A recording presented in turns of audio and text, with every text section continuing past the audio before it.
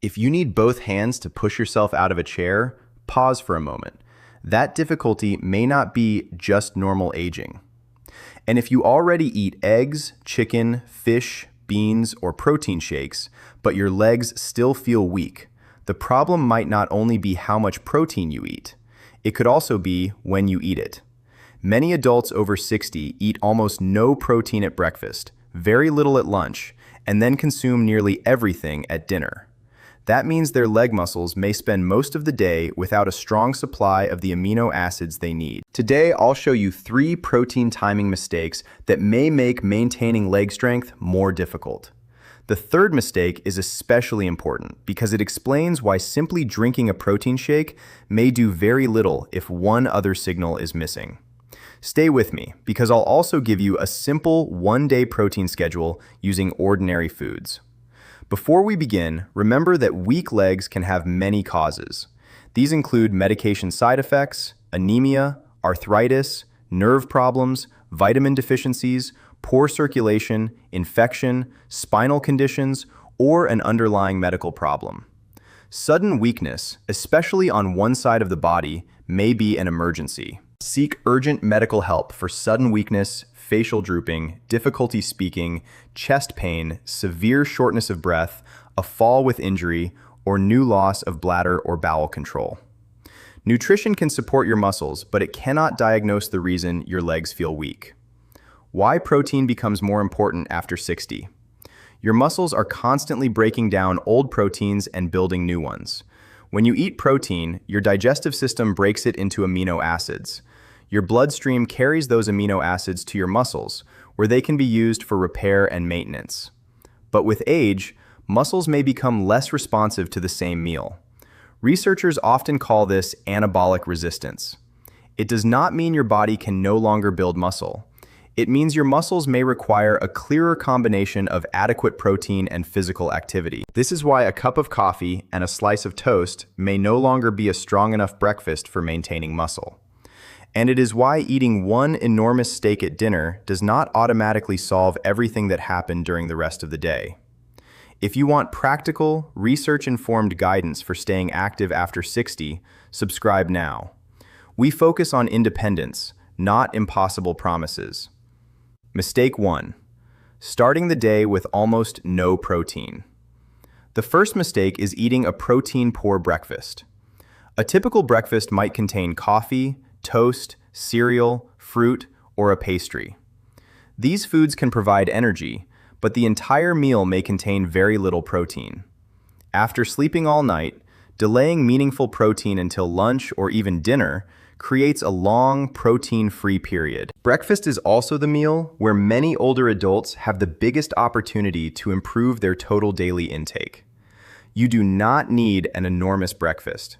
You could begin with one practical combination: eggs with Greek yogurt, cottage cheese with fruit, oatmeal prepared with milk and topped with nuts, tofu with vegetables, Greek yogurt with seeds, leftover fish, chicken, beans, or lentils. 2 eggs provide useful protein, but 2 eggs alone may not create a high-protein meal. Pairing them with yogurt, milk, beans, cottage cheese, or another protein source can make breakfast more substantial. If your appetite is small in the morning, start gradually. Add a few spoonfuls of Greek yogurt, a glass of milk, or another food that agrees with your digestion. The goal is not to force yourself to eat. The goal is to stop allowing breakfast to be the forgotten meal. But breakfast is only part of the problem. The second mistake can happen even when your total daily protein looks adequate on paper. Mistake 2. Saving nearly all your protein for dinner. 3 plates beneath morning, midday, and evening clocks.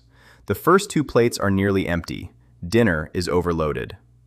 The second mistake is concentrating almost everything into one evening meal. Imagine eating 8 grams of protein at breakfast, 12 grams at lunch, and 50 grams at dinner. Your daily total may appear reasonable, but the distribution is extremely uneven. Some research suggests that spreading protein across meals may support muscle-building signals and make it easier for older adults to reach an adequate total.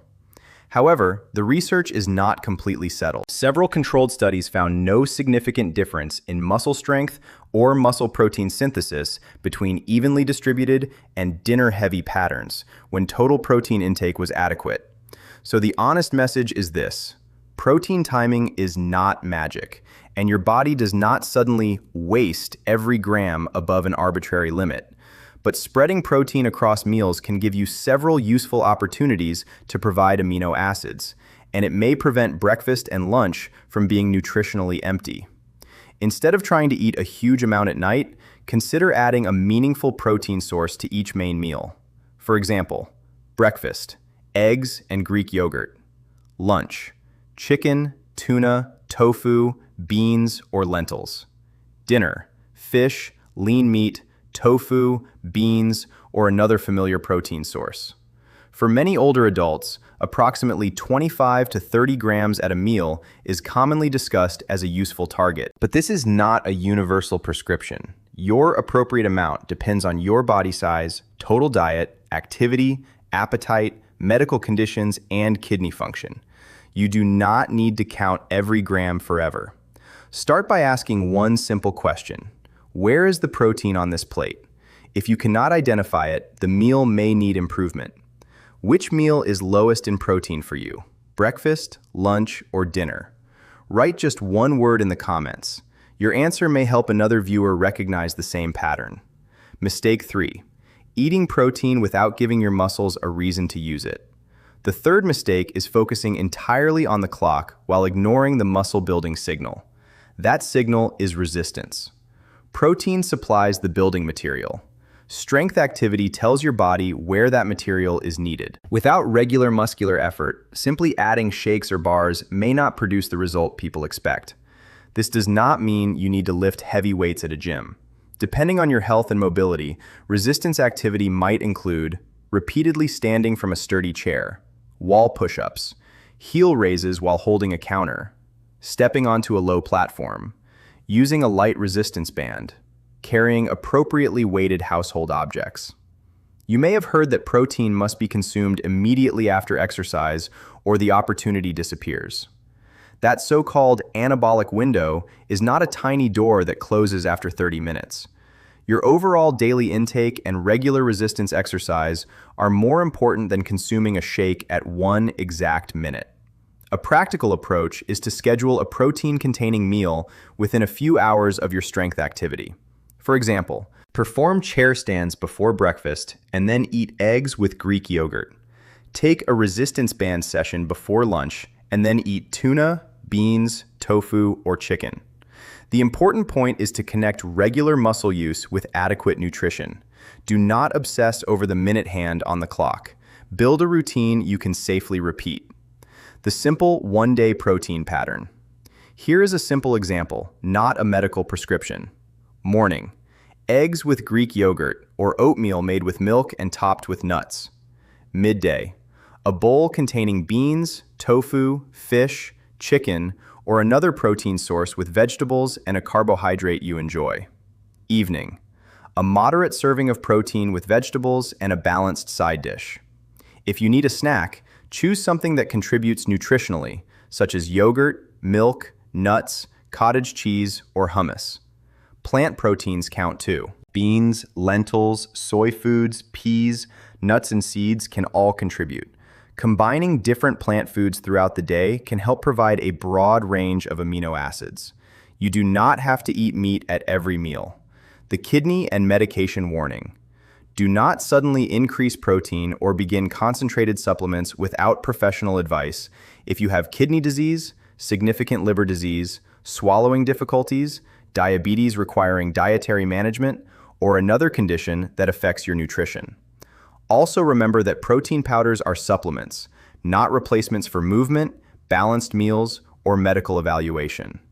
If your appetite is falling, you are losing weight without trying, or your legs are becoming progressively weaker, speak with a healthcare professional.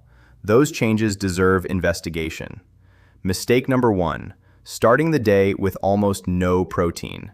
Mistake number 2, saving nearly all your protein for dinner instead of including a useful source at each meal. Mistake number 3, eating more protein without regularly challenging your muscles. Your first step tomorrow is simple. Look at breakfast and identify its protein source. Then, choose one safe strength activity, even a few controlled chair stands, and place it near one of your protein-containing meals.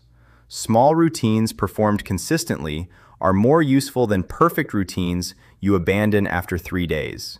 Your legs do not need impossible promises. They need adequate nutrition, regular use, recovery, and attention to medical warning signs.